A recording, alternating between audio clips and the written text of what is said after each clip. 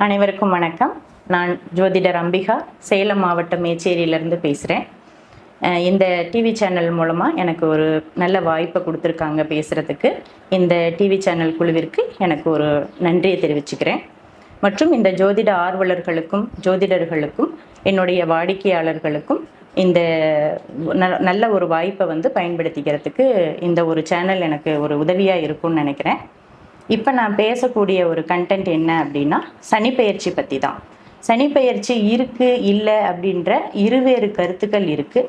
இது திருக்கணித பஞ்சாங்க ரீதியாக சனிப்பெயர்ச்சி உண்டு அப்படிங்கிறது ஒரு விஞ்ஞானபூர்வமான உண்மையாக இருக்குது. அது மட்டும் இல்லாமல் மக்களுடைய அனுபவத்துக்கும் இது நல்ல ஒரு பலனை தரக்கூடிய ஒரு அமைப்பில் இருக்குது. எல்லாருமே இப்போ பூரட்டாதி நட்சத்திரத்தில் இருக்கிறவங்க எல்லாருமே ஒரு விதமான மன அழுத்தம், நஷ்டம், பாதிப்பு, தொழில் முடக்கம், அது இல்லாமல் குடும்ப பிரச்சனை இதிலெல்லாம் இருந்துட்டு தான் இருக்கீங்க.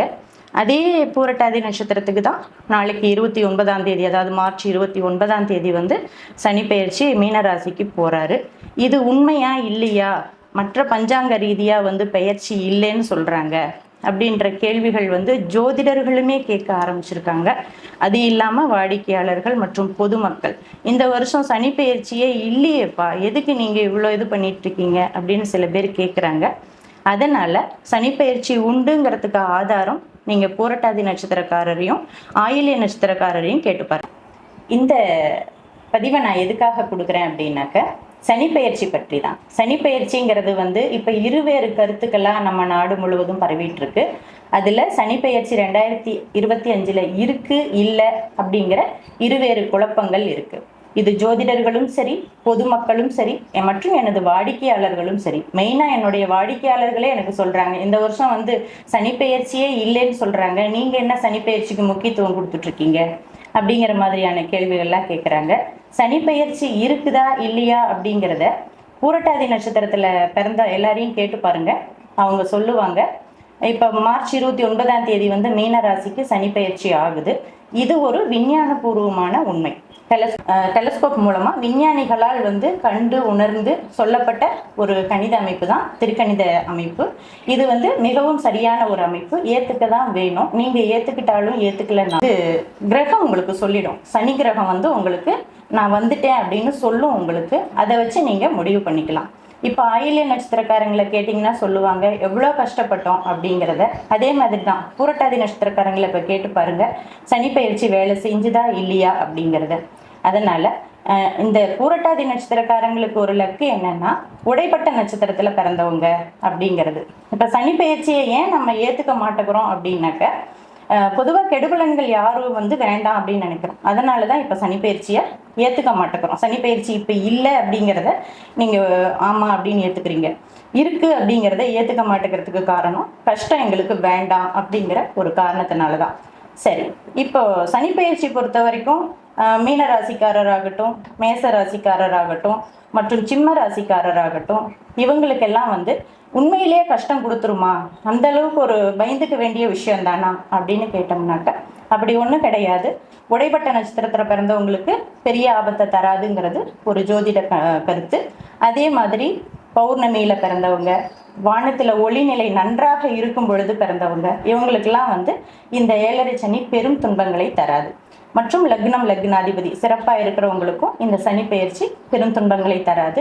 அது மட்டும் அல்லாது இப்போ நடக்கக்கூடிய தசைகள் என்ன தசை, யோக தசையா, அவயோக தசையா, சுபத்துவமாக இருக்கிற தசையா மற்றும் பாவத்துவமாக இருக்கிற தசையா அப்படிங்கிறதெல்லாம் பார்த்துக்கணும். இப்படி நிறைய விதிவிலக்குகள் இருக்குது. சனின்னாலே பயம் அப்படின்னு இல்லாமல் விதிங்கிறது சனின்னு எடுத்துக்கலாம், அல்லது நீங்கள் நினைக்கிற மாதிரி அட்டமத்து சனி, ஜென்மச்சனி இந்த மாதிரி நினச்சிக்கலாம்.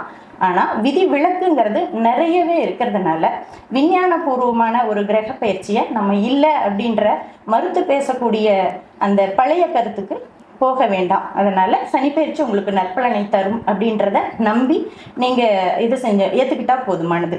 அது மட்டும் இல்லாமல் சனிப்பெயர்ச்சி இருக்கிறவங்க எல்லாருமே உண்மையிலே கஷ்டப்படுவாங்களா, இல்லை கஷ்டப்படக்கூடிய கிரக நிலையும் இருக்கும் இல்லையா.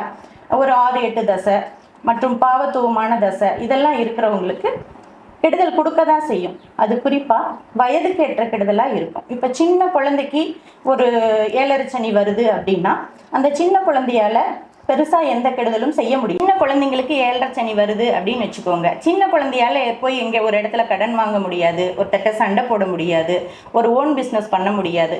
அந்த சின்ன குழந்தையோட 7.5 சனி எல்லாமே பெற்றோரை தான் தாக்கும். தந்தை தான் பெருவாரியாக இங்கே தொழில் ரீதியாக ஈடுபடுறவங்களா இருக்காங்க. தாய்மார்களும் அப்படித்தான். இப்படி தந்தைகளை தாய்களை அவங்கள தான் பாதிக்குமே தவிர, குழந்தைக்கு முடிஞ்சா உடம்பு தொந்தரவு வந்துடும், இல்லை அவங்களுக்கு ஒரு காரணம் புரியாத ஒரு அழுகை, வேற ஒரு இந்த மாதிரி சிரமங்கள் தான் ஏற்படும். அதனால வயதுக்கேற்ற மாதிரி தான் பலனை நம்ம அனுபவிக்கணும். இதே ஒரு வாலிபர்களாக இருக்கிறாங்க அப்படின்னா, ஆண்களாக இருக்கிற பட்சத்தில் அவங்களுக்கு அந்த வயதுக்கேற்ற தொழில் வளர்ச்சி, பொருளாதார வளர்ச்சி, இந்த சமுதாயத்தோட ஒன்றி வாழக்கூடிய அத்தனை வகையான அடிப்படை தேவைகளும் இல்லாமல் அவங்க கஷ்டப்படுவாங்க. அதுதான் அந்த 7.5 அவங்களுக்கு கொடுக்கறது. இல்லை ஒரு சிலர் என்ன பண்ணுவாங்க, பேக்ரவுண்ட் இருக்கிறவங்க என்ன பண்ணிடுவாங்கன்னா, ஒரு ஓன் பிஸ்னஸ் பண்ணிடுவாங்க. பெரியவங்க கிட்ட உதவி கேட்டோ இல்லை லோன் வாங்கியோ ஓன் பிஸ்னஸ் பண்ணிடுவாங்க. தசாபுத்தி கெட்டவங்களுக்கு தான் நான் இதை சொல்கிறேன். அதன் மூலமாக நஷ்டம், பாதிப்புகளை அடைஞ்சு அந்த வாழ்க்கையில் அவங்களுக்கு தேவையான இந்த உலகத்தை முழுசாக கற்றுக்கக்கூடிய அமைப்பை அந்த 7.5 சனி கொடுத்துரும். 7.5க்கு அப்புறமா அவங்க அதிலிருந்து விடுதலை ஆகிடுவாங்க.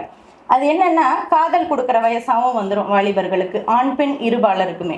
அந்த டைமில் அவங்க அந்த மாதிரியான ஒரு சங்கடத்துக்கும் ஆளாகி அதையும் கற்றுட்டு வெளியில் அதுக்கப்புறம் அவங்களுக்கு கிடைக்கக்கூடிய வாழ்க்கையை சிறப்பாக வாழறதுக்கு உண்டான ஒரு தகுதியான மனிதனாக அவர் வாழ்ந்துருவார்.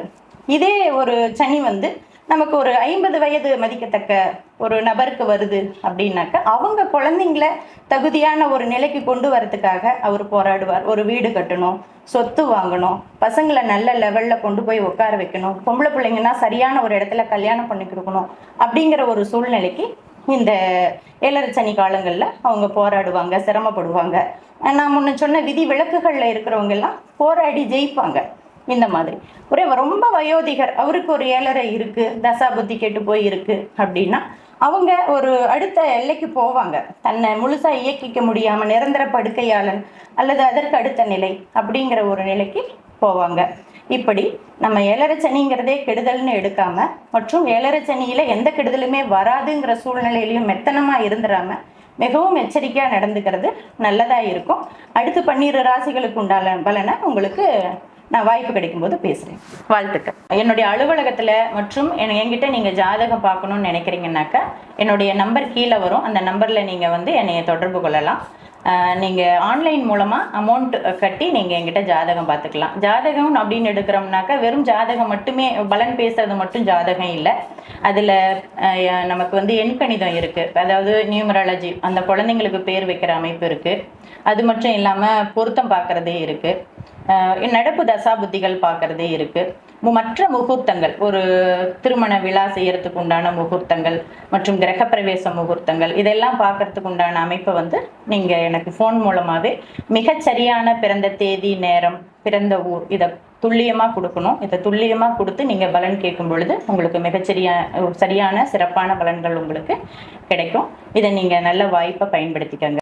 பொதுவாகவே உங்களுடைய செல்ல குழந்தைங்களுக்கு ஜாதகம் எழுதிக்கணும் அப்படின்னு நிறைய பேர் நினைக்கிறீங்க. அந்த ஜாதகம் எழுதுறதுல ஊரில் இருக்கிற பெரிய மனிதர்கள், குறிப்பாக தாத்தா பாட்டிங்கெலாம் வந்தாங்கன்னா எங்கிட்ட ஒரு கேள்வி தவறாமல் கேட்பாங்க. என்ன அப்படின்னா, எங்களுக்கு கம்ப்யூட்டர் ஜாதகம்லாம் திருப்தி இல்லை, கையால் பாரம்பரிய முறையில் நீங்கள் எழுதி கொடுக்கணும் அப்படிம்பாங்க. இன்றைக்கி இருக்கிற 80% ஜோதிடர்களுக்கு ஜாதகம் கையால் எழுதி கொடுக்குற அளவுக்கு நேரம் இல்லை அப்படின்னு தான் சொல்லணும். அதை தாண்டி எங்களுக்கு கையால் தான் எழுதி கொடுக்கணும் அப்படின்னு நீங்கள் கேட்குறீங்கன்னா, அதுக்கு ஒரு சின்ன விழிப்புணர்வு பதிவாகவே நீங்கள் இதை எடுத்துக்கலாம். பொதுவாக ஒரு குழந்தை, இப்போ நான் சேலம் மாவட்டத்தில் இருக்கேன்னா, மேட்டூரில் ஒரு குழந்தை பிறக்குது அப்படின்னாக்க, மேட்டூரில் பிறக்கிற குழந்தைக்கு சேலத்தை மையப்படுத்தி தயாரிக்கப்பட்ட ஒரு பஞ்சாங்கத்தோட அட்சரேகை, தீர்க்கரேகையை வச்சு தான் நாங்கள் ஜாதகம் எழுத முடியும். இது சரியா அப்படின்னு கேட்டால் சரியில்லை. பல நேரங்களில் இது சரியான ஜாதகமாக அமைஞ்சிரும். சில நேரங்களில் அந்த லக்ன ஆரம்பம் மற்றும் லக்ன முடிவு, அந்த காலகட்டங்களில் பிறக்கிற குழந்தைங்களுக்கு அது லக்ன பிழையா போகிறதுக்கு வாய்ப்பு இருக்குது. சேலத்துக்கு ஒரு மணி நிமிஷத்துக்கு சூரிய உதயம்னா மேட்டூருக்கு அப்படியே கொஞ்சம் வித்தியாசப்படும். அதனால் கையில் எழுதுறதை விட கணினி மூலமாக நீங்கள் ஜாதகம் போட்டுக்கிறது தான் மிக சரியான ஒரு அமைப்பு. இது மாதிரியான கணினி மூலமாக ஜாதகம் போட்டுக்கிறது, குழந்தைகளுக்கு பயிற்சி ஊட்டுறது அல்ல, உங்கள் சுய ஜாதகங்களுக்கு தேவையான பொருத்தங்கள் நிர்ணயம் பண்ணுறது, அதாவது திருமண தேதிகள் நிர்ணயம் பண்ணுறது, கிரகப்பிரவேசம் நிர்ணயம் பண்ணுறது, இதெல்லாம் நீங்கள் எங்கிட்ட பயன்படுத்திக்கலாம். போன்ற இன்னும் நல்ல தகவல்களை தெரிந்து கொள்ள நீங்கள் இந்த சேனலை சப்ஸ்கிரைப் பண்ணுங்கள்.